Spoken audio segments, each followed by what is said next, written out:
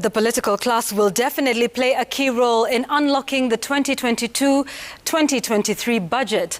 With 4 months to the election, politicians have been challenged to ensure a safe environment for the economy to thrive, whose net effect will be increased revenue collection to finance the budget. And as Azimio reports, the politicians admit that a charged political arena is detrimental to the country's economic outlook. The 2022-2023 budget may be President Uhuru Kenyatta's administration's final budget, but coming at a time the country is deeply entrenched in succession politics. The budget's fate lies with the prevailing political environment, financing the 3.31 trillion shillings budget directly pegged on politics. To me, it's a balanced budget. We are hoping that we are going to get the revenue that we have projected, despite the fact that this is an electionary year. And sometimes, if the temperatures are not very good, then definitely our revenues might dip. We need to tone down our rhetorics, avoid issues that have the potential to drive us apart as a people.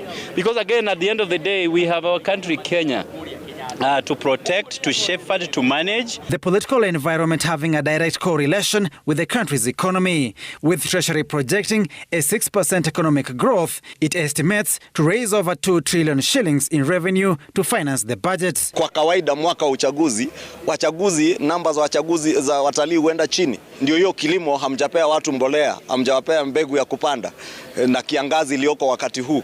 Ni kilimo gani unatarajia kuwa itaweza kuinua uchumi kwa 6%? The fact that farming has become a very unprofitable venture in this country, but with subsidies in the fertilizers, that will make it a bit more manageable by the farmers. There is contention on whether the health ministry deserves 7 billion shillings war chest to continue the COVID-19 vaccination program at a time the government had relaxed preventive measures.